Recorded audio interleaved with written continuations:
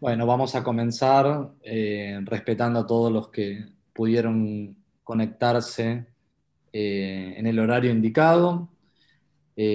Buenas tardes a todos. Mi nombre es Federico Telmo. Soy el gerente comercial de Access Medical Systems, distribuidor exclusivo de Hologic en Argentina.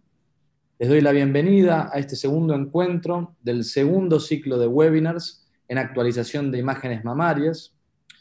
Como algunos sabrán, esta iniciativa comenzó como una alternativa a los congresos presenciales y debido a la excelente repercusión que tuvimos, decidimos continuar realizándolo de forma trimestral.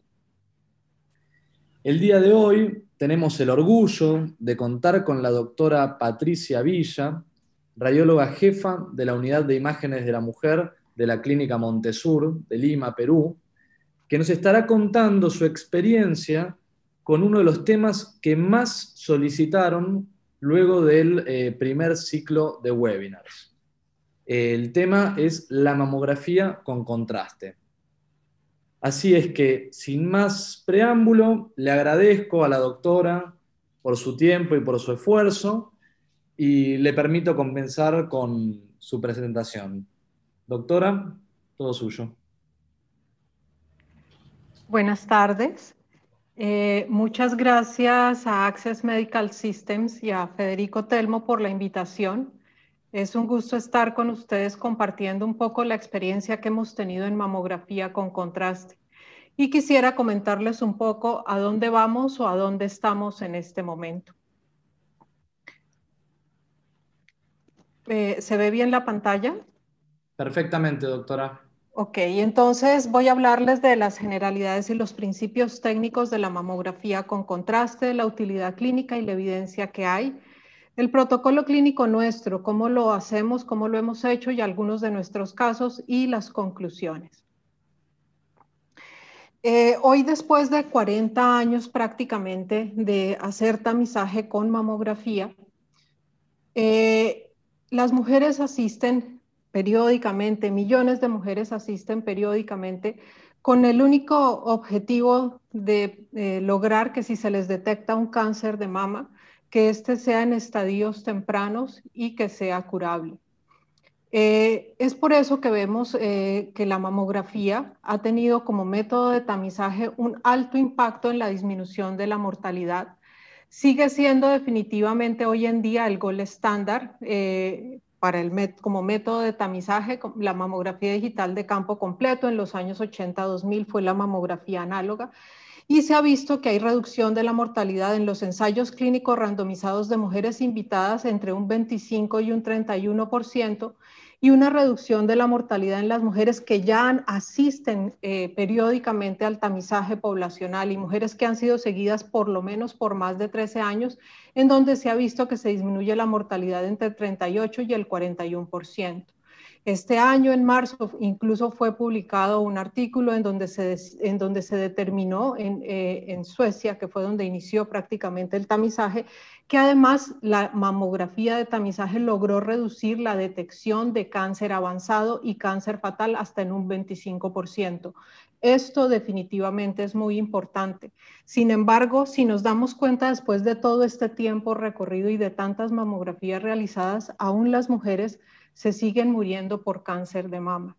¿Y por qué es esto? ¿Por qué ocurre? Porque definitivamente la mamografía, incluso hoy la tomosíntesis, tienen una limitación importante en las mamas ACRC y ACRD, es decir, las mamas heterogéneamente densas y severamente densas.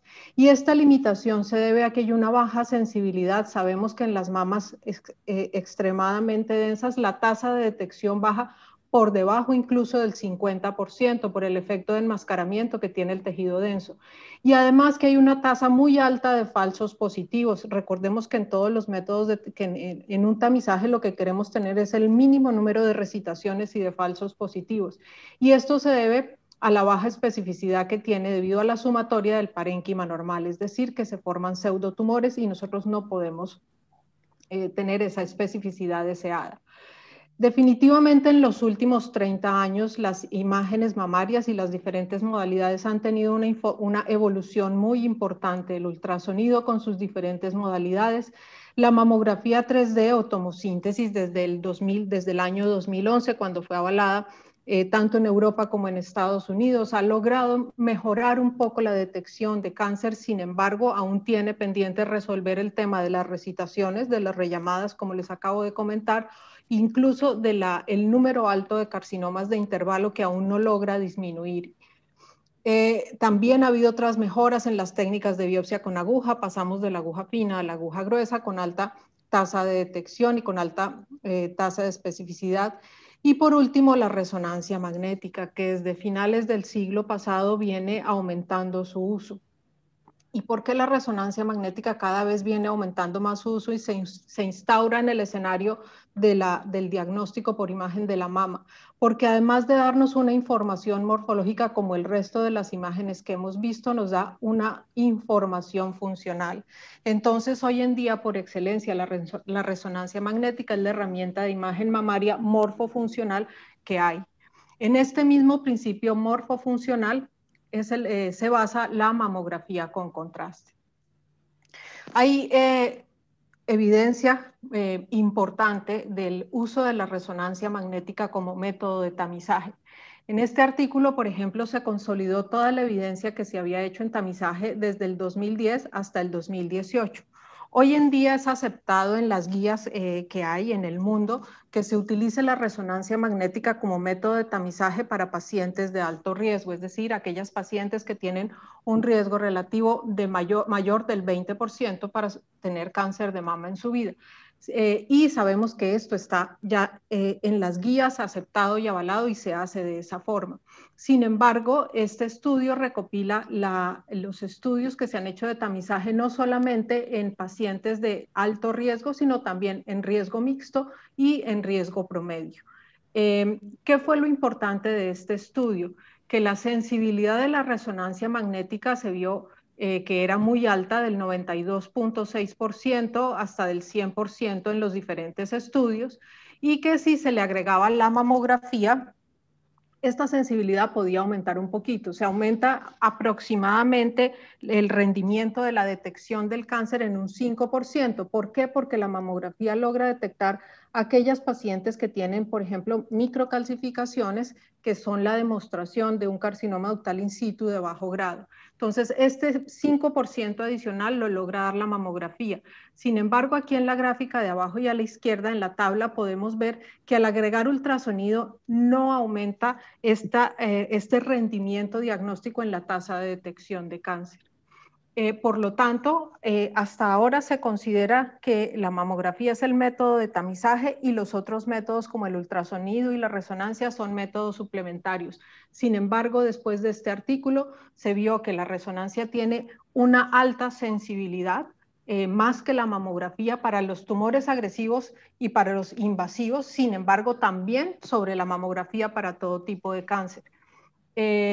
Y que por lo tanto esta debería ser el método de tamizaje y los otros métodos ya el tamizaje suplementario.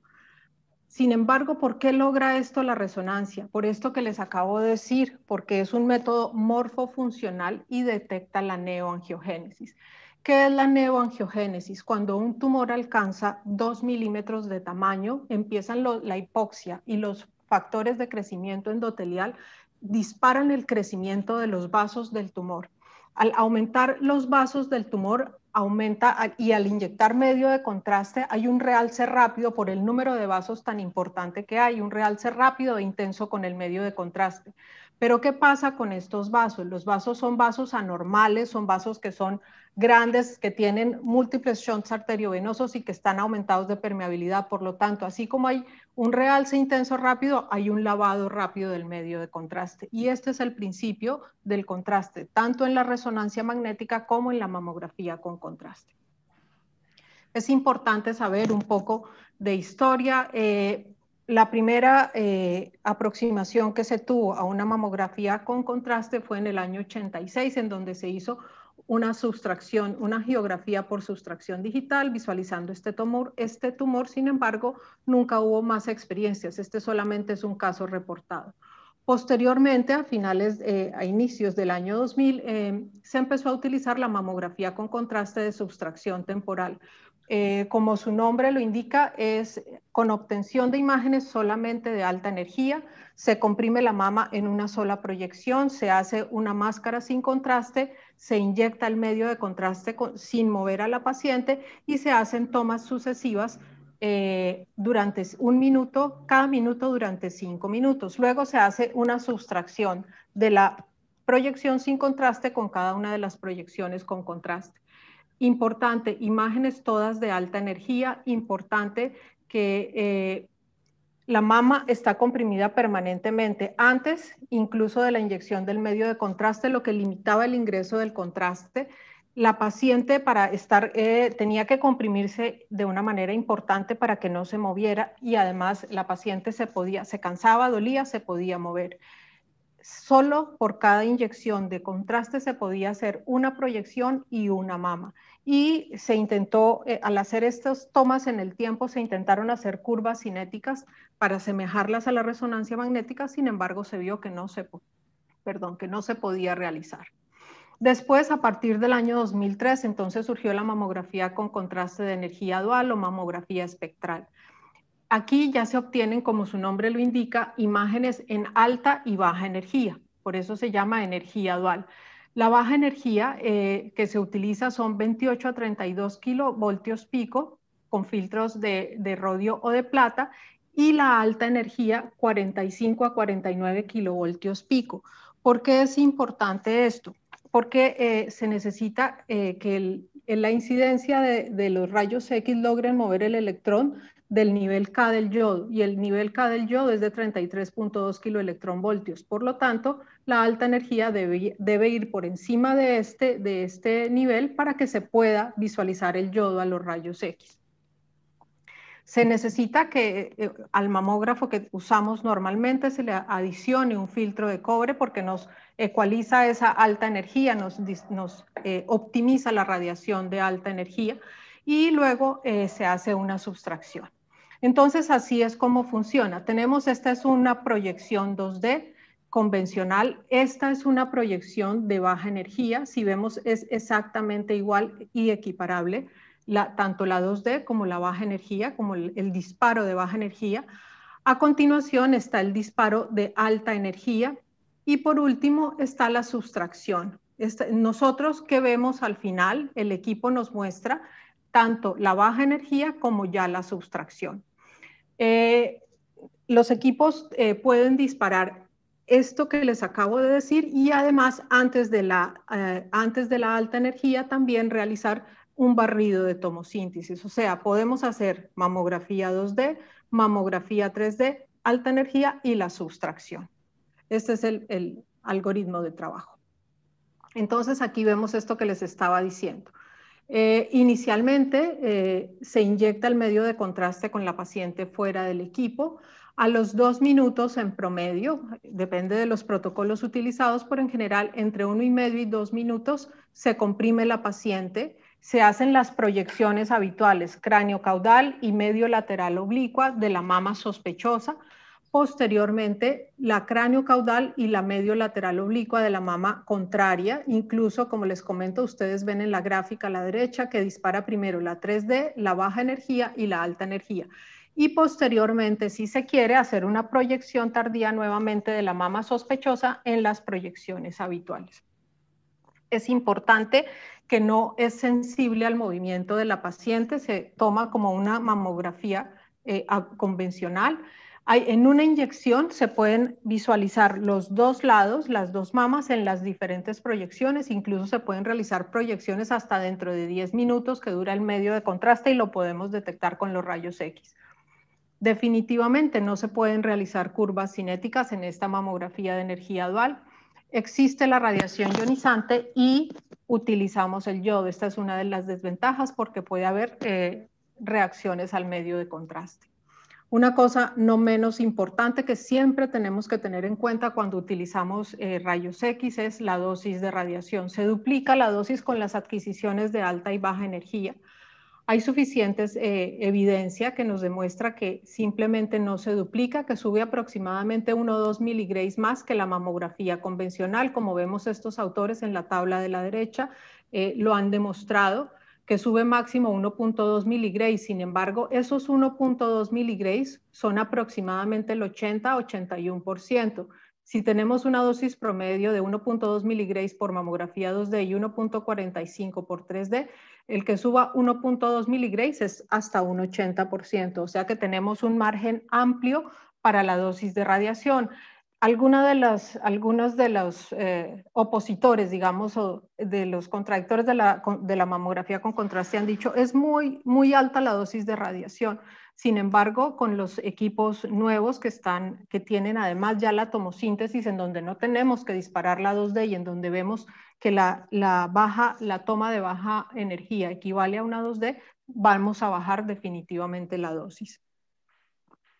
En cuanto a las reacciones adversas al medio de contraste en general, o sea, las reacciones adversas pueden ocurrir de diferentes tipos. Sin embargo, a las que más les tenemos temores a las reacciones al medio de contraste, que son raras, pueden ocurrir y en un momento dado ser severas. El riesgo de muerte, si utilizamos gadolinio, puede ser de 1 por cada 100.000 procedimientos y el del yodo de 0.9 por cada 100.000 procedimientos, o sea, es equivalente. Sin embargo, el riesgo de reacciones severas es 10 veces mayor con el yodo que con el gadolinio y esto tenemos que tenerlo en cuenta. Además, puede existir un riesgo de nefropatía en 1 a 2% y es por eso que debemos usar las guías tanto europeas como americanas para detectar si hay o no enfermedad renal con los cuestionarios y los antecedentes y las historias clínicas correspondientes. En un artículo de la técnica Protocolos y Reacciones Adversas para Mamografía Espectral, en una revisión sistemática publicada en el 2019, se vio que había una tasa combinada de reacciones adversas para la mamografía con contraste de energía dual de 0.82%. Y de todos los artículos recopilados hasta ese momento, ninguno tuvo muerte, una reacción adversa que terminó en fallecimiento. Eso es importante también saberlo. Ahora vamos a ver un poco la evidencia científica que hay publicada. Quise traerles estas gráficas del PubMed en donde busqué cuáles son los artículos que hay publicados de resonancia magnética en la gráfica de arriba, desde 1994, cuando empieza a ser el número más relevante, hasta el 2021. Y como vemos, hay un total en todo este tiempo de 14.546 artículos publicados. Cada vez hay más evidencia, hay mejoras tecnológicas, hay mayor difusión en el uso de la resonancia y hay mayor número de investigaciones. Solamente para el año 2020, hasta ahora, hay 1.119 artículos publicados y ya hay algunos para el 2021. ¿Qué encontré en la mamografía con contraste? En la mamografía con contraste en total, desde 1994 hasta el 2021, hay 1.686 artículos publicados, es decir, menos del 10% de los artículos publicados en resonancia magnética. Y en este año hay 83. O sea que la comparación es importante y se los muestro porque quiero que nos centremos en ese escenario. La evidencia que voy a mostrar definitivamente es diferente y probablemente lo que podemos ver y donde estamos podría asimilarse a esto. La mamografía, la resonancia magnética va adelante, va liderando y la mamografía con contraste va detrás. Hay varios artículos publicados. Esta es una revisión sistemática y un metaanálisis publicado en el 2016 que consolidaba todas las publicaciones hasta ese momento. En total fueron 994 lesiones en 920 pacientes, en donde se evaluó la sensibilidad, la especificidad y las curvas ROC. La sensibilidad fue muy buena del 98%, la especificidad un poco baja y la curva ROC, o sea, el rendimiento diagnóstico de la prueba, también fue buena del 93%. Acá se cree que la sensibilidad es muy baja porque los estudios que se evaluaron, si ustedes ven, había 643 publicaciones y solo 8 estudios se pudieron incluir en el metaanálisis. No tenían una estricta seguimiento estadístico, planificación, todos eran retrospectivos, eran análisis de casos, entonces por eso se cree que la especificidad fue muy baja. Posteriormente salió nuevamente un metaanálisis y una revisión sistemática. Esto fue publicado en el 2018, en donde había un poco más de artículos. También 932 artículos que incluían los anteriores que les mostré, de los cuales 876 artículos fueron excluidos. Vemos por qué fueron excluidos. Y finalmente se contaron y se analizaron 3.108 lesiones en 2.859 pacientes. La sensibilidad, aunque bajó un poco respecto al anterior, seguía siendo muy buena. La especificidad aumentó de manera importante de 58 a 84%. La precisión diagnóstica también bajó un poco, aunque sigue siendo importante, de 71.36, y el rendimiento diagnóstico con las curvas ROC seguía siendo del 96%. Aquí en este artículo es muy importante otros 2 parámetros estadísticos que se evaluaron, que fue la tasa de probabilidad positiva y la tasa de probabilidad negativa, que lo que nos dan es la probabilidad de tener o no la patología si se evalúa cada una de las dos. Por ejemplo, la tasa de probabilidad positiva fue de 3.73, la que encontraron en este metaanálisis, que es una tasa baja, lo ideal es 10 o cercano a 10, y significa que muchas de las lesiones que se clasifican como sospechosas son benignas. Y la tasa de probabilidad negativa fue de 0.10, es muy alta, lo ideal es que sea cerca a 0.1. ¿Qué significa esto? Que aunque la mamografía con contraste sea negativa, hay una probabilidad del 10% que la paciente tenga un cáncer. Aquí, por ejemplo, vemos entonces cómo compararon la resonancia magnética, la sensibilidad y la especificidad con la mamografía con contraste. Todos estos autores que ven a la izquierda encontraron que la sensibilidad en las dos pruebas era comparable y equivalente. Sin embargo, 3 de ellos encontraron que la mamografía con contraste tenía una mayor especificidad que la resonancia magnética, es decir, menos falsos positivos que la resonancia magnética. Y esto es un parámetro que se ha mantenido estable en todas las publicaciones que se han presentado y la evidencia que se ha presentado. Por ejemplo, aquí compararon específicamente la eficiencia diagnóstica de la mamografía con contraste y de la resonancia magnética. Este fue un metaanálisis publicado en marzo del 2020, en donde se evaluaron 918 lesiones. Se vio que la sensibilidad para las dos pruebas, como ya se los había comentado, es alta y es semejante de 97%. La especificidad es un poco mayor para la mamografía con contraste que para la resonancia. El odds ratio es mucho más importante, o sea, más alto para la mamografía que en contraste que para la resonancia. Las curvas, el rendimiento de la prueba ROC fue del 97% en la mamografía con contraste y 91% en la resonancia, es equivalente. Y la tasa de probabilidad positiva, aunque fue baja para ambas pruebas, fue un poco mejor para la mamografía con contraste. ¿Cuáles son las ventajas relativas de la mamografía con contraste y de la resonancia comparándolas? La mamografía con contraste, definitivamente el costo del equipo es menor. Esto es muy importante para nosotros y tiene mayor accesibilidad. La resonancia magnética puede visualizar la pared del tórax y la axila. Nosotros tenemos en la mamografía una limitación en esto. Ahora se los voy a mostrar. En la mamografía con contraste el periodo de examen es corto, tiene mayor accesibilidad, incluye las microcalcificaciones que los radiólogos que hacemos mama estamos tan familiarizados de ver y que nos pueden orientar hacia el diagnóstico de un cáncer o a la detección de un cáncer. En la mamografía con contraste no hay claustrofobia ni ruido, es un tema que las mujeres agradecen mucho. No hay contraindicaciones específicas, por ejemplo, las que sí tiene la resonancia magnética, como en los implantes o los marcapasos. no hay riesgo de fibrosis nefrogénica y la prefieren las pacientes. O sea, hay una encuesta publicada, un estudio publicado de una encuesta que se hizo en las pacientes y definitivamente la preferencia de las pacientes era la mamografía con contraste. Y la resonancia magnética de todas maneras tiene ventajas sobre la mamografía con contraste. Se puede visualizar, como ya les había dicho, la pared del tórax y la axila. Tiene menor riesgo de reacciones severas al medio de contraste. Se puede analizar la cinética del contraste y utilizar la imagen multiparamétrica y tridimensional.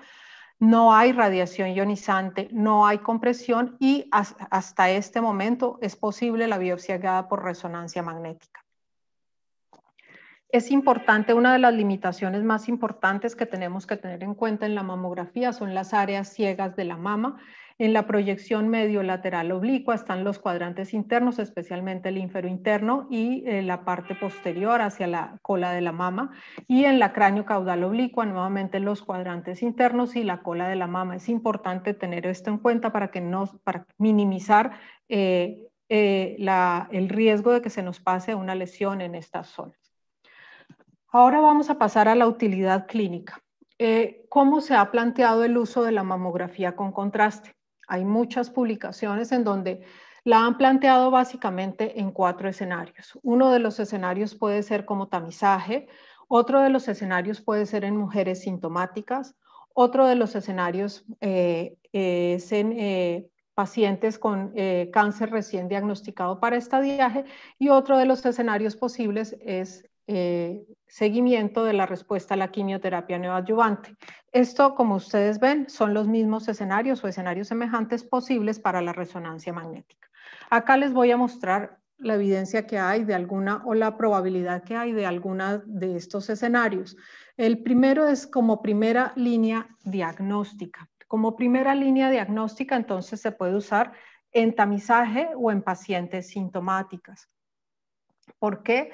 Porque va a mejorar la detección de cáncer. Ya vimos que tiene una mayor sensibilidad y una mayor especificidad que la mamografía 2D o incluso que la mamografía 3D, porque nos da mayor confianza de un hallazgo positivo o negativo, aún en las mamas densas, que es la mayor limitación hasta ahora de la mamografía, y que nos da información más precisa desde la primera visita de la paciente. Y por lo tanto se plantea que se puede usar como primera mamografía en reemplazo de la mamografía convencional en pacientes seleccionadas. ¿Cuáles son esas pacientes seleccionadas y cómo se ha planteado que se puede usar como primera línea de tamizaje? Sabemos que la densidad mamaria como tal es un factor por sí mismo de riesgo y se puede utilizar como fenotipo de riesgo intermedio, es decir, de aquellas mujeres que tienen un riesgo entre el 15 y 20% de hacer cáncer en su vida. Sabemos que la sensibilidad de la mamografía, como lo vimos al inicio de la charla, en la mama densa puede ser de 30 al 68%. Es por esto que la mamografía con contraste de energía dual se ha planteado como una primera línea cuando hacemos tamizaje de estas pacientes. Vemos a la derecha, esta es una imagen de una paciente nuestra de 38 años que tenía un antecedente de madre con cáncer de mama. Como vemos, su mama es severamente densa y tenía cancerofobia. Ella pidió expresamente que le hiciéramos una mamografía con contraste porque se palpaban nódulos en ambas mamas. Como vemos aquí abajo, a pesar de que tenemos un realce importante del parénquima de fondo, vemos áreas redondeadas de vacío, como ustedes ven ahí, que son quistes comprobados por el ultrasonido y no vemos ningún área de realce anormal. Así claramente vemos cómo podemos hacer esta mamografía con contraste como primera línea en tamizaje. Aquí encontramos estas publicaciones para hacer que han evaluado la mamografía con contraste en el tamizaje de pacientes con riesgo intermedio. Este es un estudio publicado en abril del 2018, en donde se vio que el rendimiento para la detección de cáncer de la mamografía con contraste fue de 13.1 por 100.000, como lo estamos viendo acá. Y si lo comparamos, por ejemplo, con el DENSE Trial, con el ensayo clínico que se hizo para utilizar la resonancia magnética como screening suplementario para las mujeres con mamas extremadamente densas, donde vimos que ellos encontraron que la resonancia magnética tenía un rendimiento de detección para cáncer de 16.5 por cada 1.000 mujeres evaluadas, que puede ser equiparable al 13.1 por cada 1.000 mujeres evaluadas de la mamografía con contraste, y que la mamografía sola tenía 5 por cada 1.000. Esto es importante y esto nuevamente nos demuestra cómo las técnicas morfofuncionales nos pueden tener un mayor rendimiento en la tasa de detección de cáncer. Si bien es cierto, el DENSE Trial evaluó 40.373 pacientes y el artículo que está publicado aquí evaluó 611 mujeres, de todas maneras vamos avanzando. Así empezó la resonancia magnética. Como primera línea diagnóstica, la vimos en tamizaje, ahora en pacientes sintomáticas. Este es uno de los estudios más grandes publicados. Fueron evaluadas 10.602 pacientes durante 8 años y utilizó la técnica del One Stop Shop. Estas son clínicas en donde lo que se hizo es la paciente que llegaba al centro oncológico con diagnóstico, con un tumor palpable, con una simetría palpable, o en quien se visualizaba alguna lesión sospechosa, se le hacía la biopsia en el mismo día y se decía sospechoso, benigno o maligno. Y en un día exacto se logró para el 75% de las pacientes tener un diagnóstico. Lo importante es que se corroboró que la clínica, esta modalidad de clínica, funcionaba, y se hizo un seguimiento, se demostró haciendo un seguimiento a las pacientes durante 8 años. Se vio que había una excelente sensibilidad y especificidad tanto para lesiones benignas como para lesiones malignas, y por lo tanto se demostró que un diagnóstico rápido es factible a un costo asequible y en una gran proporción de pacientes. Por lo tanto, se planteó como un formato de unidad clínica para los centros oncológicos de imagen mamaria. Nosotros hicimos Aliada contra el Cáncer un trabajo en donde evaluamos de manera comparativa los hallazgos de mamografía con contraste de energía dual en pacientes BRAF 4 y 5 con las imágenes de resonancia magnética y teniendo como prueba de oro la histopatología. Como vemos aquí, nuestras pacientes eran pacientes sintomáticas, o a quienes en imágenes luego de una mamografía o una ecografía de tamizaje tenían lesiones BRAF 4 o 5. Este fue un análisis prospectivo longitudinal, la fase inicial, y fue de las pacientes que asistieron a mamografía o ecografía entre los meses de noviembre del 2016 y marzo del 2017. Utilizamos un mamógrafo de energía dual, un Hologic Selenia Dimensions iView. A cada paciente, como se debe hacer siempre que vamos a aplicar medio de contraste, le hicimos firmar un consentimiento informado. Usamos un medio de contraste yodado hipoosmolar entre concentraciones entre 320 y 370 miligramos a 1.5 mililitros por kilogramo de peso, que es la dosis habitual que utilizamos también para tomografía. Se cateterizó una vena periférica con un venocat amplio y se evaluó la permeabilidad de la vena con solución salina. Siempre se utilizó un inyector automático a una tasa de 3 mililitros por segundo. Este fue nuestro protocolo. Decidimos utilizar una compresión estandarizada de 18 libras y empezamos la inyección de contraste antes del posicionamiento en el mamógrafo y luego las proyecciones de la mama sospechosa en cráneo caudal medio lateral oblicua, mama contralateral y finalmente después de los 5 minutos nuevamente la mama sospechosa. Aquí está como se proyectaba en el monitor de la estación. Aquí vemos que hay un contómetro en el gráfico de la izquierda arriba. Toda la zona verde, la línea verde que ustedes están viendo, esto está sincronizado con el contador y con el inyector, y vemos que hay una línea verde que es el tiempo durante el cual podemos tomar las diferentes imágenes, que como les dije son 10 minutos. Luego de la inyección del contraste empezamos nosotros a los 2 minutos a tomar las proyecciones. Al final también lavamos la vena, comprobamos que no hubiese extravasación y lavamos la vena con solución salina nuevamente. ¿Qué hicimos nosotros? Nosotros inicialmente fuimos 2 radiólogos que hacíamos la lectura de la mamografía 2D y 3D en un tiempo, luego la lectura de la resonancia y por último la lectura de la mamografía con contraste, todas en diferentes tiempos.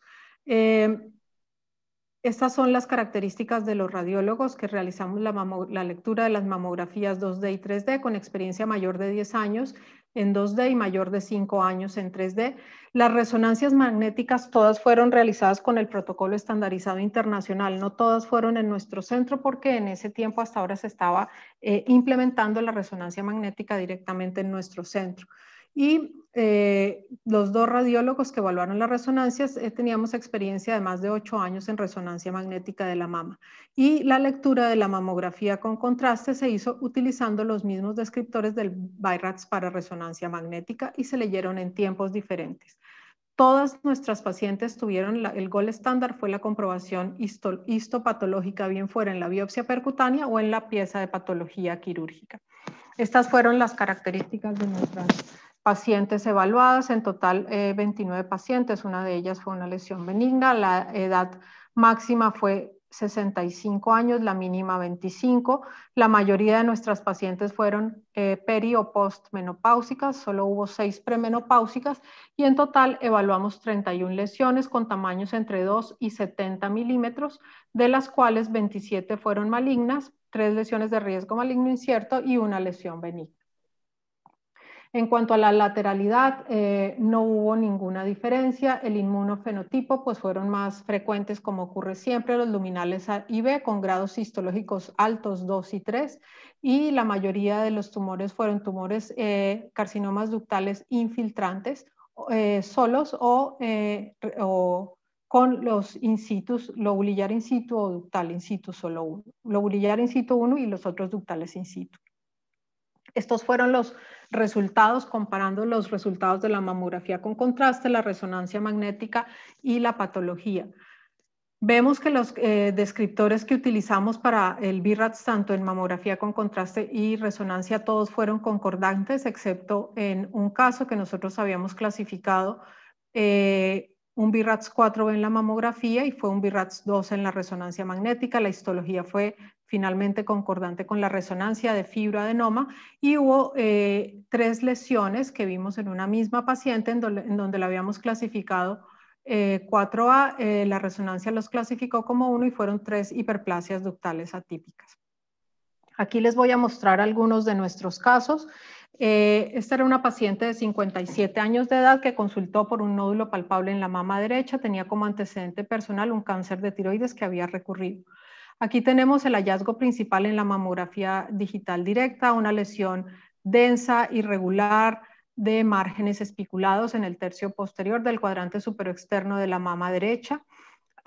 Vemos que en la tomosíntesis tenía las mismas características, una lesión espiculada, densa, y en la ecografía era un nódulo hipoecoico de márgenes imprecisos y con cambios acústicos posteriores mixtos. Hicimos la biopsia, hicimos la mamografía con contraste en donde vemos nuevamente la lesión irregular de márgenes espiculados. Aquí está, y este fue el resultado de la resonancia, un nódulo irregular con realce en el anillo, altamente sospechoso, y el diagnóstico histológico fue un carcinoma ductal infiltrante de grado nuclear intermedio y alto sin permeación vascular ni neural. Esta es otra paciente de 49 años de edad, a ella le fue realizada una mastectomía radical derecha por un carcinoma multicéntrico 2 años antes, que era el luminal carcinoma, y tenía el antecedente de una tía materna con cáncer de mama. En su seguimiento, en su control de mamografía izquierda 2 años después, le vemos que es una mamografía que tiene unos nódulos que son de márgenes circunscritos y densidad intermedia, es una mama densa. Sin embargo, en la ecografía veíamos que estos eran unos nódulos quísticos eran unos quistes con nódulos murales sólidos. Así vimos 3 de las lesiones. Acá está. Hicimos la mamografía con contraste. En la mamografía con contraste, en la ecografía encontramos múltiples quistes. 3 de los quistes tenían nódulos intraquísticos. Y en la mamografía con contraste vemos que realzan exactamente 3 nódulos. Ahí están, proyección mediolateral oblicua, proyección craniocaudal, y en la resonancia vemos exactamente el mismo hallazgo, 3 focos de realce. La patología, la paciente decidió por el antecedente del carcinoma en la otra mama, decidió que con su cirujano hacer una mastectomía radical izquierda, y el diagnóstico histológico definitivo fue hiperplasia ductal atípica de los 3 focos. Esta es otra paciente de 45 años de edad, quien consultó por asimetría palpable entre los cuadrantes superiores de la mama derecha. Tenía una carga importante de cáncer, con abuela, 3 tías y madre con cáncer. Tanto la mamografía digital directa 2D como la tomosíntesis no nos mostró nada en particular. Le hicimos una ecografía en donde veíamos un nódulo irregular de márgenes espiculados con contenido heterogéneo, vascularizado a la señal Doppler energía. Realizamos la mamografía con contraste y vemos una zona de realce no masa de distribución segmentaria con realce interno heterogéneo. Volvemos a ver nuevamente, definitivamente en la mamografía 2D y en la 3D no se veía nada. Esta es una de las demostraciones que a veces por la mama densa se nos pueden pasar las lesiones. Y vemos al comparar con la resonancia magnética que veíamos la misma lesión en la misma ubicación, una zona de realce no masa de distribución segmentaria. El diagnóstico histopatológico fue un carcinoma ductal in situ de patrón sólido, grado 2, sin componente invasor. Este es el caso de una mujer de 57 años en donde asistió por una mamografía diagnóstica por un nódulo palpable en el cuadrante superexterno de la mama derecha. No tenía antecedentes de riesgo para cáncer de mama. Vemos una lesión espiculada, un nódulo irregular de márgenes espiculados en el tercio anterior de la mama derecha, que además producía engrosamiento y retracción de la piel. Esto lo veíamos clínicamente. Nosotros antes de evaluar a cada paciente le hacemos un examen clínico. Eso habíamos encontrado en la clínica. En la ecografía era un nódulo también altamente sospechoso. Hicimos la biopsia, hicimos primero la mamografía con contraste, vemos las mismas características. Acá hay una cosa importante, y es que la retracción de la piel que se veía en la mamografía 2D y en la 3D, como lo vemos aquí, también se ve en la mamografía con contraste y realza, hay un punto de realce de la piel. Además, en esta paciente, en la mamografía con contraste, en la digital 2D, veíamos que había un ganglio aumentado de densidad de la axila, y vemos cómo este ganglio también toma el contraste en la axila. Aquí está la resonancia, en donde vemos básicamente un nódulo de las mismas características, irregular, con realce heterogéneo, espiculado, y el diagnóstico histológico fue un carcinoma ductal infiltrante con patrón lobulillar y con axila positiva. Este es el caso de una mujer de 60 años quien acude a mamografía diagnóstica porque tenía eritema de la mama izquierda, específicamente de los cuadrantes inferiores, de un mes de evolución. Ella tenía un antecedente de padre con cáncer de colon.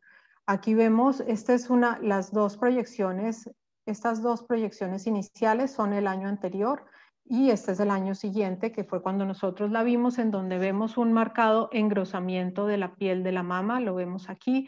Es una mama también heterogéneamente densa, y veíamos dos cosas notorias. Uno, ganglios axilares marcadamente aumentados de densidad y de tamaño, y una asimetría en el tercio posterior de la mama, sobre todo que se ve en la proyección medio lateral oblicua. Aquí está los hallazgos. Hicimos la mamografía con contraste y teníamos nuevamente los hallazgos. Vemos cómo hay un aumento además en el realce, engrosamiento de la piel, aumento en la densidad de la piel. vemos cómo la asimetría y la distorsión que había en el tercio posterior realza con el medio de contraste y cómo los ganglios de la axila igualmente realzan con el contraste. Esta es la resonancia magnética, en donde vemos una extensa lesión, múltiples nódulos irregulares que captan en anillo el medio de contraste, vemos cómo hay compromiso en la resonancia de la pared del tórax y vemos también los ganglios axilares que realzan con el contraste. Además, en la resonancia vemos el extenso componente intraductal que hay entre los cuadrantes inferiores de esa mama. Esta paciente tuvo un diagnóstico histopatológico de un carcinoma ductal infiltrante grado 2-3 con un diagnóstico clínico de carcinoma inflamatorio, fue un lobulillar luminal B. ¿Cuáles fueron los resultados de nuestro trabajo? Encontramos que una alta concordancia entre los hallazgos de la mamografía con contraste y la resonancia magnética. 4 de nuestras pacientes no se les pudo realizar la resonancia magnética o no fue técnicamente adecuada, por eso no la pudimos comparar y se sacaron del estudio. Hubo una adecuada correlación radiológico-patológica de las 31 lesiones, solo en una tuvimos supraestimación en la mamografía con contraste, todas se vieron en la resonancia magnética y en 4 casos la resonancia magnética fue superior a la mamografía con contraste porque detectó las 3 lesiones de riesgo maligno incierto y la lesión benigna. Tuvimos 2 reacciones adversas que fueron leves. Una fue una reacción leve al medio de contraste que simplemente se dio con el manejo básico y lo otro, una extravasación del medio de contraste en una paciente quien había realizado quimioterapia neoadyuvante y tenía la vena no resistió la inyección del contraste, sin embargo, también lo manejamos con medios físicos y no tuvo mayor complicación. ¿Cuál es el futuro de la mamografía con contraste? Y escribo el futuro hoy porque definitivamente ya tenemos en el mercado tomosíntesis con mamografía con contraste. Había unos prototipos hasta hace poco tiempo y ya uno de los fabricantes lanzó al mercado una tomosíntesis con mamografía con contraste y está pendiente, pero también hay prototipos, la biopsia por tomosíntesis y mamografía con contraste. Esto ya es una realidad, probablemente en la RSNA lo vamos a ver este año. Y por último, Radiomics, la inteligencia artificial definitivamente en todas las imágenes y desde luego en las imágenes mamarias es muy, muy importante. Necesitamos tener en cuenta que las máquinas hicieron, así como las máquinas hicieron el músculo del hombre 1000 veces más fuerte, la inteligencia artificial va a volver al cerebro humano 1000 veces más inteligente. Esto lo dijo un ingeniero que trabaja en inteligencia artificial en Stanford. Pero ¿qué es lo importante de esto? Lo importante de esto es que sabemos que el ojo humano tiene limitaciones para ver, ve hasta cierto tipo, cierta cantidad de información y tiene limitaciones para ver el resto. La inteligencia artificial, ¿qué es lo que va a hacer? Nos va a ayudar a ver eso que nosotros no tenemos la capacidad de ver y nos va a hacer el trabajo mucho más fluido. Vamos a utilizar menos tiempo en ver todas estas imágenes. Por ejemplo, la tomosíntesis nos aumentó un poco el tiempo de lectura. ¿Qué hace la inteligencia artificial? Nos simplifica esto. Y nosotros como radiólogos, ese tiempo que nos ahorramos en evaluar las imágenes, podemos utilizarlo en la atención de nuestras pacientes. Recuerden que necesitamos seguir personalizando la atención de nuestras pacientes y en la imagen mamaria es aún más importante. Lo que más utilizamos nosotros, lo que se está utilizando definitivamente en imagen mamaria, como en el resto de imágenes, es Radiomics. La definición de Radiomics es las imágenes son más que fotos, son datos y son una carga importante de datos digitales que son extraíbles, que son evaluables y que son cuantificables. ¿Qué vamos a poder hacer con Radiomics? Acá les puse varios ejemplos. Sabemos que los tumores son heterogéneos. Hoy en día se sabe que tienen una alta heterogeneidad y que esa heterogeneidad es lo que va a ser medido o lo que va a ser posible medir por inteligencia artificial. De hecho, ya está siendo medido. Por lo tanto, nosotros vamos a poder medir riesgo de cáncer en una lesión que estemos viendo. Esa lesión tiene alto riesgo, tiene riesgo intermedio o bajo riesgo de ser cáncer. El inmunofenotipo, ya hay prototipos que se están desarrollando, hay softwares que se están desarrollando que van a llegar a medir el inmunofenotipo sin tener que hacer ninguna intervención adicional a la paciente. El volumen, definitivamente el tamaño para definir tratamientos quirúrgicos, para definir tratamientos complementarios en el cáncer, se necesita saber el tamaño exacto de los tumores. Y hasta ahora, aunque la técnica que más se aproxima al tamaño, a determinar el tamaño de los tumores es la resonancia magnética y también la mamografía con contraste, como lo muestra la evidencia de ciertos artículos, definitivamente no logramos ese 100% ideal y tenemos que hacerlo. Entonces, Radiomics o la inteligencia artificial nos va a permitir medir con precisión y con gran exactitud ese volumen. La evaluación de la respuesta a la quimioterapia neoadyuvante. Igual, nosotros hemos logrado llegar a medir con imágenes hasta un 87%, con una certeza de un 87% la respuesta a la quimioterapia neoadyuvante. Nos falta un poco, probablemente la inteligencia artificial nos pueda brindar esto y definitivamente podemos utilizarlos como biomarcadores de imagen. Aquí les traje un ejemplo de una publicación realizada en octubre de este año, en donde utilizan como base la mamografía con contraste para implementar un nomograma de Radiomics y lo utilizan para describir todas las lesiones que evalúan son lesiones menores de 1 centímetro. Es un estudio retrospectivo de 139 pacientes a quienes ya les habían hecho mamografía con contraste y tenían lesiones menores de 1 centímetro, tanto benignas como malignas. Utilizaron un nomograma, como vemos aquí abajo a la izquierda, en donde lo que hacían era un RAD score, que es el score de Radiomics, de acuerdo al software que implementaron y que utilizaron, daban un score. Utilizaron además los descriptores BIRADS, que ya hay para las lesiones, para categorizar a las lesiones con baja sospecha, moderada sospecha o alta sospecha, o altamente sospechosas, y daban un puntaje. O sea que utilizaron toda la clínica, además utilizaban si la mujer era joven, la edad de la mujer, la densidad mamaria también la tuvieron en cuenta. Entonces utilizaban todos los parámetros clínicos, radiológicos y de radiomics para hacer este nomograma. Aquí, por ejemplo, en las curvas ROC, miremos la especificidad. La curva ROC de la izquierda, sensibilidad versus especificidad, cuando se estaba haciendo el entrenamiento y aquí cuando ya se hizo el estudio como tal. Vemos que definitivamente la curva de Radiomics es la que está en rojo, tanto en un esquema como en el otro.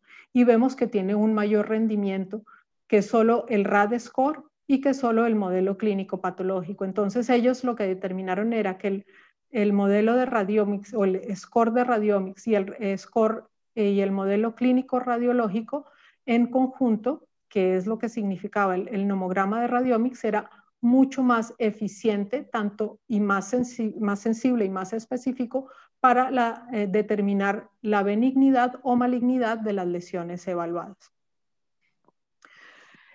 ¿Qué podemos sacar como conclusiones? Que la mamografía con contraste definitivamente es superior a la mamografía 2D y a la mamografía 3D para la detección de cáncer por la información adicional que nos brinda el contraste como método morfofuncional. El rendimiento diagnóstico de la mamografía con contraste puede ser comparable con el de la resonancia magnética, siendo más accesible la mamografía definitivamente. Tiene rendimiento semejante en la detección de cáncer, tiene rendimiento semejante en la detección de hallazgos asociados, tiene rendimiento semejante para ver el tumor en las mamas densas. Definitivamente lo que sí sabemos hoy en día es que puede ser una opción importante, por lo menos aquellas mujeres que tienen dificultad de acceso a la resonancia magnética, como son las obesas, las claustrofóbicas, las que tienen marcapaso o las que tienen alergia al gadolinio. En todas ellas está contraindicada la resonancia magnética. Sabemos que es costo efectiva porque es sencilla de implementar y económica, es cómoda para las pacientes, se tiene una aproximación diagnóstica en 10 minutos. Le podemos decir, usted tiene una lesión altamente sospechosa en 10 minutos, se le hace la biopsia y disminuimos el tiempo de espera que implica ansiedad en las pacientes. Aquí quise traerles esta gráfica, hice una búsqueda del número de equipos de resonancia magnética que hay en determinados países por millón de habitantes. Como vemos aquí, les subrayé en recuadros o puse en recuadros los 3 países que aparecen de América Latina. Primero está Chile, después con 12.27, luego México con 2.65 y luego Colombia con 0.24. Estos son los 50 primeros países que tienen, donde medimos número de unidades de resonancia magnética por millón de personas. ¿Por qué pongo este gráfico? Porque definitivamente nosotros tenemos que centrarnos en nuestro entorno. ¿Tenemos acceso a la resonancia magnética o no lo tenemos? La mamografía con contraste definitivamente, cuando ese acceso está demostrado, además en cifras, que no tenemos el acceso, que tenemos acceso limitado a la resonancia magnética, la mamografía con contraste definitivamente puede ser una opción. El rol en cuanto a la clínica y el uso, el rol de la mamografía con contraste en la toma de decisiones para el manejo de los pacientes aún está por definirse. La vamos a utilizar como diagnóstico, la vamos a utilizar como herramienta de tamizaje. Como diagnóstico ya vimos, entonces, definitivamente como primera línea diagnóstica en pacientes que vienen sintomáticos, potencialmente en la estadificación del cáncer recién diagnosticado, potencialmente para uso, en uso por biopsia de 3D, para la evaluación de la respuesta a la quimioterapia neoadyuvante o para la resolución de problemas diagnósticos. Todos estos son las utilidades diagnósticas que nosotros podemos darle. Y en el tamizaje definitivamente puede ser una herramienta para aumentar la detección de cáncer en pacientes con riesgo intermedio, como lo vimos. Las mamas densas son realmente un factor de riesgo por sí solo, no lo olvidemos. Y esto podría ser una solución para el tamizaje de estas pacientes. No olvidemos que tenemos aún más de 50% de nuestras pacientes se siguen muriendo de cáncer de mama. Eso tenemos que resolverlo. Hay ensayos clínicos en curso, eso es lo que nos hace falta. Como les mostré, necesitamos evidencia científica. Así empezó la resonancia magnética, pocos artículos que van aumentando cada vez tenemos más evidencia, se necesitan resolver cosas y eso es lo que se está haciendo. Entonces, yo creo que tiene un escenario promisorio. Necesitamos definitivamente evidencia científica robusta, establecer las indicaciones en los diferentes entornos clínicos, estandarización del protocolo. Así empiezan también todas las imágenes. Primero hay que estandarizar un protocolo. Todos los artículos que hay publicados tienen un protocolo diferente. Unos empiezan la toma al minuto y medio o al minuto, los otros al minuto 3. Unos empiezan tomando primero la mama que no tiene sospecha y luego la mama sospechosa. O sea, es importante seguir consiguiendo evidencia fuerte que nos indique cómo podemos estandarizar el protocolo, que nos indique qué es lo que debemos utilizar, cuánto medio de contraste. En definitiva, va a haber una sola dosis, a qué concentración. Es decir, tenemos que hacer que la mamografía con contraste sea reproducible independientemente del equipo que estemos utilizando, independientemente del centro que le esté haciendo. Están estos 4 estudios, que son 2 europeos y 2 americanos en curso, y hay un estudio que se va a realizar, se pensaba que salía en la primavera del 2020, pero se ha retrasado por la pandemia, que es el estudio CIMIST, que lo está haciendo el Colegio Americano de Radiología. Definitivamente para nosotros que somos radiólogos, una imagen vale más que 1000 palabras. Necesitamos seguir haciendo todo lo que tengamos que hacer para implementar y optimizar nuestras imágenes mamarias para que cada vez menos mujeres mueran por cáncer de mama. Muchas gracias. Doctora, muchísimas gracias por la excelente presentación, como siempre, y por su tiempo y dedicación para preparar la charla. Se lo agradezco en nombre nuestro de Access, de Hologic y de todos los participantes que se conectaron y que se conectaron. Ya tenemos algunas preguntas, doctora, así que vamos a tomarnos 5 o 10 minutitos para responderlas, ¿sí? Si puede ser. Claro que sí, aquí estoy, por supuesto. Esperemos poderlas resolver. La primera, doctora, es de la doctora Bedoya, que pregunta cómo se inyecta el contraste. ¿En vena, el yodo como en tomografía o se necesita alguna bomba o accesorio? Esto creo que ya está respondido en la charla, pero si quiere. Claro que sí. Miriam, un gusto saludarte. Mira, el contraste se inyecta en la vena con un Venocat de 20. Necesitamos un Venocat amplio para poder, si se presenta alguna complicación, para poderla manejar. Se utiliza siempre inyector idealmente, porque el inyector nos va a producir una tasa constante y el medio de contraste se va a homogenizar adecuadamente en la mama. Entonces sí, con inyector y a una tasa de 3 mililitros por segundo. Clarísimo. Después la doctora Mariela Ley pregunta si siempre comienzan con la mama sospechosa. A ver, nosotros en nuestro protocolo sí, empezamos por la mama sospechosa y siempre a los 2 minutos de haber iniciado la inyección del medio de contraste. Pero como les comentaba, hay muchos protocolos descritos en donde empiezan o por la contralateral o por la sospechosa indistintamente. Nosotros en nuestro protocolo sí lo hicimos de esa forma, porque creemos que se equipara un poco más al protocolo de resonancia magnética, por eso lo hicimos así. Excelente, está clarísimo. Tenemos muchos agradecimientos y felicitaciones por la charla. Vamos a dar un par de minutitos más a ver si alguno tiene alguna otra consulta con respecto a los temas abordados y si no, la dejamos que termine su día tranquila, doctora. ¿Te parece? Sí, claro que sí. No, Bien. encantada de estar aquí y de compartir con ustedes. Tenemos, ahí llegaron varias.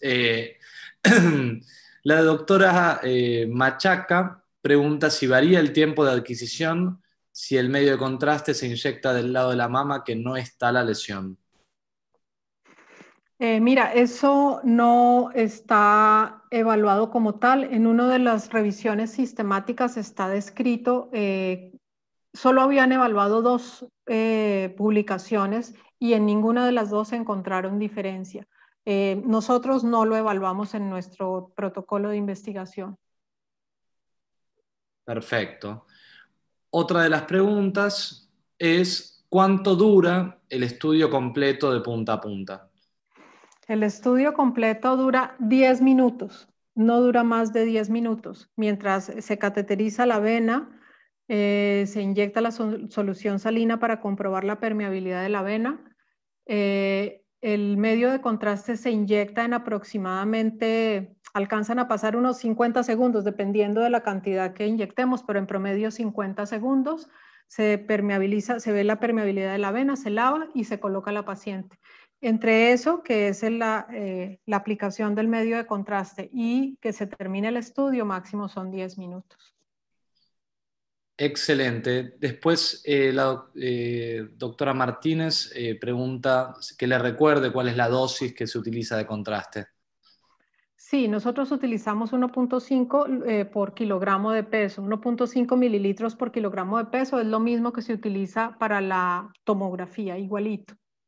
Igual que la tomografía, excelente.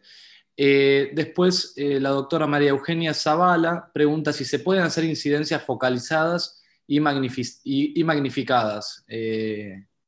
Sí, definitivamente sí se pueden hacer, pero nosotros no vimos que se necesitara porque definitivamente el medio de contraste nos muestra todo lo que queremos. Ustedes vieron en los casos que les mostré cómo se ven los márgenes, se ve la lesión, se ve el tamaño de la lesión, las espículas se vieron. Entonces realmente no necesitamos hacer ninguna compresión selectiva. Ya tenemos los datos que queremos. Excelente, clarísimo. Preguntan de nuevo sobre el contraste, ya está respondido. Eh, Vamos a dar un minutito más porque llegaron después varias consultas juntas. Y si no, de nuevo, le agradecemos, doctora. Tenemos gente de varios países de Latinoamérica agradeciéndole. Y como siempre, de parte nuestra y de parte de Hologic, le agradecemos por su tiempo, por la dedicación y por lo completa y didáctica de la charla. No, Federico, muchas gracias a ustedes por la invitación. La idea es todos avanzar en conjunto. Necesitamos de verdad disminuir, o mejor dicho, aumentar la detección de cáncer de mama. Nuestras pacientes no pueden seguir muriendo